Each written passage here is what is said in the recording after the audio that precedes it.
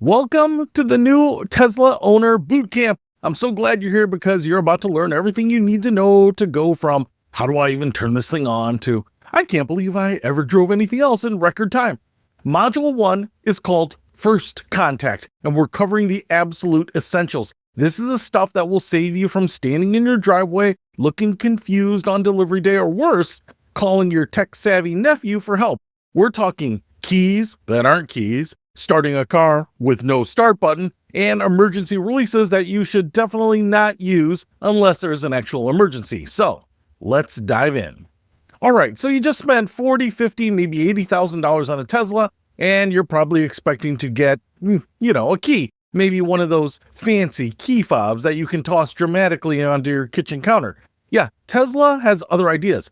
Your primary key is your phone, and that's it. Your smartphone is now your car key, and honestly, once you get used to it, you're going to love it. Here's how it works. You can download the Tesla app, pair your phone with your car. We'll show you exactly how to do that in a minute. And then your phone uses Bluetooth to talk to your Tesla. You walk up to your car, it unlocks automatically. You walk away, it locks. You sit in the driver's seat and press the brake, and the car is on and ready to drive. No fumbling for keys, no pressing buttons. It's actually kind of magical. But here's the thing. Your phone battery dies sometimes, or you'll leave your phone inside while you run to grab something from your car, or your Bluetooth decides to have a bad day. This is why Tesla gives you 2 key cards. These are credit card sized RFID cards, and they're your backup. You tap one on the door pillar, that's the black part between the front and rear doors, and boom, your car unlocks. To drive, you put the key card on the center console behind the cup holders for a couple of seconds, and you're good to go. Now here's my first piece of serious advice. Put one of these key cards in your wallet right now. Not tomorrow, not next week, now. Because the absolute worst time to remember you have a backup key is when you've locked yourself out of your car at the grocery store with a phone that has 2% battery left. Trust me. You can also buy an optional key fob from Tesla for about $175. It looks and works like a traditional car key fob. You can unlock the car, open the trunk, even use the summon feature to move your car forward and backward remotely. Some people love having it. Personally, I think the phone key is so good that most people will never need it. But if you really want that physical key experience, it's there. One more thing. When you're setting up your phone key for the first time, make sure Bluetooth is on. Make sure you're standing right next to your car and follow the prompts in the app carefully. The setup takes about 2 minutes, and once it's done, your Tesla will recognize your phone every time. Oh, and if you have multiple drivers, you can add their phones as keys too. Everyone gets their own profile with their own seat position, mirror settings, climate preferences. The car remembers everything. It's like having a car that knows who you are just by the phone in your pocket. So, to recap, phone key is your primary, key card is your backup, and the fob is optional. And yes, this is going to feel weird for about 3 days, and then you're going to wonder why every car doesn't work this way. Okay, so you've unlocked your car with your phone. You open the door, you sit down, and then you stare at the dashboard looking for the start button. Well, there isn't one. I'm not kidding. There's no start button, no ignition switch, no key to turn. You just sit down and the car is on. That's it. That's the whole thing. Here's what actually happens. When you sit in the driver's seat with a valid key, either your phone or your key card, the car wakes up. The touchscreen lights up. The climate control starts if you had it on the last time. Everything is just ready. All you have to do is put your foot on the brake pedal, shift into drive or reverse, and go. Now I know what you're thinking, but how do I know the car is actually on? Great question. If the touchscreen is lit up and showing you information, the car is on. If you see your speed, your battery percentage, your navigation, it's on. The touchscreen is basically your dashboard, your instrument cluster, and your on button all in one.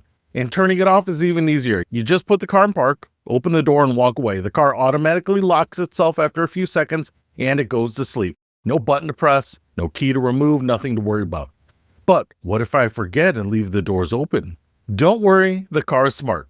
If you walk away with the doors closed, it locks automatically. If you leave a door open, it won't lock. It's not going to trap you out of your car and lock your keys inside because, well, your keys are in your pocket. Here's a fun scenario that confuses a lot of new owners. Let's say you're sitting in your parked Tesla, just chilling, maybe eating lunch or waiting for someone. The car is on. The screen is awake. You can use the climate control, play music, whatever. But you're not going anywhere, and you're not draining the battery any faster than if the car were off, because there is no traditional off. It's just in a low power state. If you're going to sit in the car for a while, the car will eventually ask if you want to stay awake or if it's okay to go to sleep. You can tell it to keep the climate on, or you can let it sleep and save the battery. It's your choice. Now, here's one thing that trips up people. If you need to leave your car running for someone, like you're dropping off your partner and they need the heat to stay on, you can enable camp mode or dog mode from the touchscreen. These keep the climate control running even when you're not in the car. We'll cover those more in detail later. But just know that yes, you can leave the car on for someone. Bottom line here is that no start button means no start button. You sit down, it's ready, you walk away, it locks. You're going to love how simple this is once you stop looking for a button that just doesn't exist. Let's talk a little bit about shifting gears, or as Tesla calls it, selecting your drive mode, because this is another thing that's completely different from a gas car, and it's probably the second biggest source of confusion for new owners. First, let me tell you what you will not find. There is no gear shifter in the center console. There's no PRNDL or Prindle display anywhere. It's just not there. So if you sit down on day one and immediately reach for the center console to shift into drive, you're going to grab a whole lot of nothing. Here's how it actually works, and this depends on which Tesla model you have. If you have an older Model 3, Model Y, Model S, or Model X, you've got a column shifter on the right side of the steering wheel. You push the stalk down once for drive, you push it up once for reverse. To get into park, there's a button on the end of the stalk. You press that. And if you need neutral, which you almost never do except for car washes, you push the stalk halfway up and hold it for a second or two. Now, if you have a newer Model 3 or Model Y, basically anything from the 2024 refresh onward, the stalk is gone. Instead, you use a touchscreen. There's a little car icon at the bottom left of the screen. Swipe up on it and you're in drive. Swipe down, you're in reverse. Tap it, you're in park. Neutral is a little menu option that pops up if you need it. And here's the cool part. Newer Teslas have something called auto shift. The car uses its cameras to figure out what direction you probably want to go. If you're parked facing forward with nothing in front of you, it'll automatically suggest drive. If you're in a parking spot facing a wall, it'll suggest reverse. You can still override it with the touchscreen, but most of the time, the car knows what you want. Now, I'm not going to lie. This takes some getting used to. For the first few days, your brain is going to default to reaching for that center console shifter that just doesn't exist. You'll look down, you'll see nothing, you'll panic slightly, and then you remember, all right, it's on the touchscreen or the stalk, depending on your model. My advice here, before you drive anywhere on delivery day, sit in your parked car and just practice it. Shift into drive, shift into reverse, back to park. Get the muscle memory down. Do it 10 times if you need to, 20 times. Because the last thing you want to do is to be pulling out of a parking spot and suddenly forget how to shift. And one more thing. Tesla is really good about not letting you do something dumb. If you try to shift into drive while you're rolling backward, the car won't let you. If you try to shift into reverse while you're moving forward, same deal. It's protecting the drivetrain. So don't worry about accidentally grinding gears because there are no gears to grind. And you're going to get the hang of this fast, I promise. By the end of week 1, you won't even think about it. But week 1 is going to be a little awkward, and that's completely normal. All right, this is a quick but important one, and I need you to actually pay attention because this can cost you money if you mess it up. Every Tesla has an emergency manual door release. It's a mechanical latch, usually located right in front of the window switches on the driver's door. And it's designed to let you get out of the car if the power fails or if something goes catastrophically wrong. It's a safety feature. It's important. Here's the problem. It's so easy to use that a lot of first-time passengers instinctively reach for it instead of the actual door button, and that's bad. When you use the normal electronic door button, the car knows that you're opening the door and it automatically drops the window glass down about half an inch. This is important because the window seals tightly against the door frame, and dropping it slightly prevents damage to the seal and the glass. When you yank the emergency release, the window doesn't drop. You're forcing the door open with the window still sealed tightly. Over time, this can damage the weather stripping, mess up the window alignment, and even crack the glass. And guess what Tesla's warranty doesn't cover? Damage from misuse of the emergency release. So here's the deal. Teach every single person who gets in your car where the real door button is. It's on the armrest. It's clearly marked, and you press it to open the door. That's it. Press the button, easy peasy. Show them the emergency release and say, this is only for emergencies, if the car's on fire or the power is completely dead.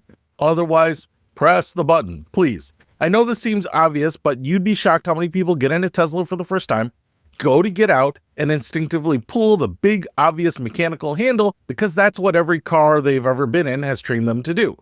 Rear doors on the Model 3 and Model Y have the emergency release hidden under a little panel in the door pocket. Rear doors on the Model S and Model X are similar. The point is, they're there if you need them, but they're not meant for everyday use. Use the button. Tell your passengers to use the button. Save yourself a repair bill and a headache. All right, let's talk about delivery day. This is the moment you've been waiting for. You're about to take possession of your brand new Tesla, and you are pumped about it. You want to just get in and drive away and start living your best life. And I'm here to tell you, slow down for just a second. Delivery day is not the time to rush. I know the delivery specialist is going to walk you through the car, but they're often overbooked and moving fast. You need to take your time and actually check things. Here's what you should do before you drive off the lot. First, walk around the entire car and inspect the paint. Look for scratches, dings, dents, anything that doesn't look right. Check the panel gaps. Teslas are notorious for inconsistent panel gaps, and while some variation is normal, if something looks wildly off, just point it out. Take pictures of anything that concerns you. Check all 4 wheels and tires. Make sure there's no curb rash. Make sure the tires match. Make sure the tire pressure looks reasonable. Open every door, including the front and the trunk. Make sure they open smoothly and close securely. Check the door seals. Look inside the trunk for the tow hook and the J1772 charging adapter. Those should be in there too.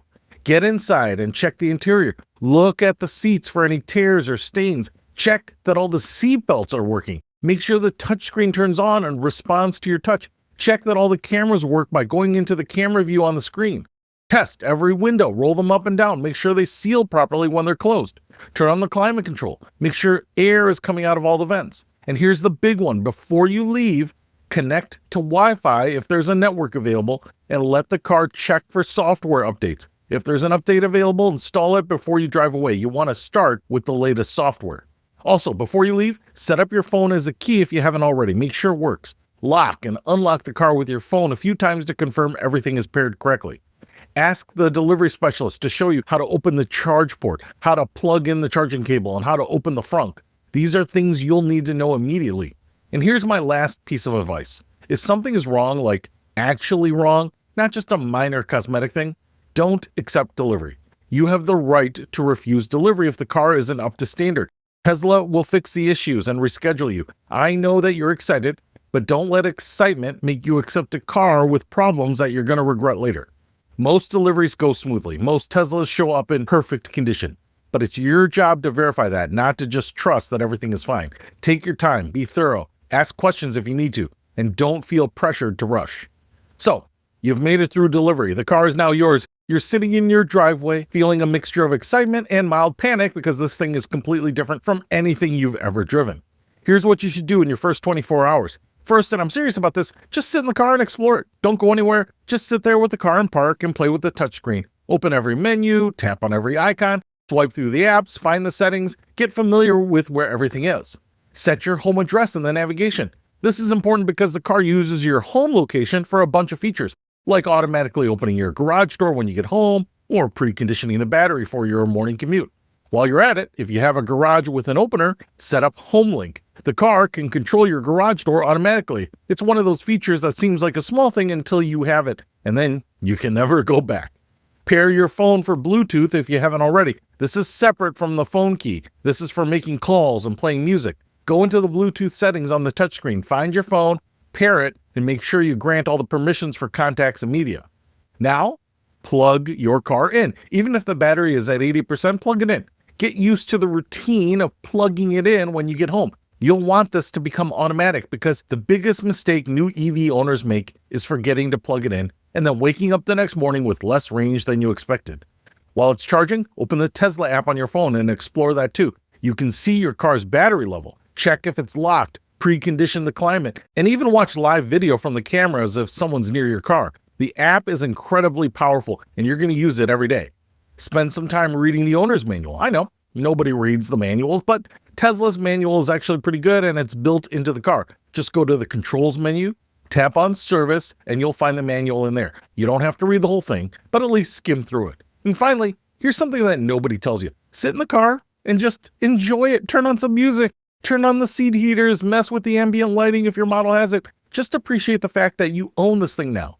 Your first 24 hours aren't about becoming an expert. They're about becoming comfortable. You've got time to learn everything else. For now, just explore, plug it in, and breathe. You've got this.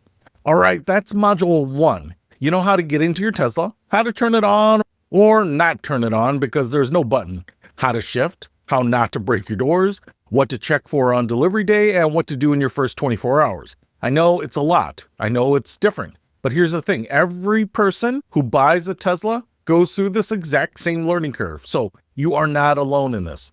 And in a week, you're going to be cruising around like you've been driving an EV your entire life.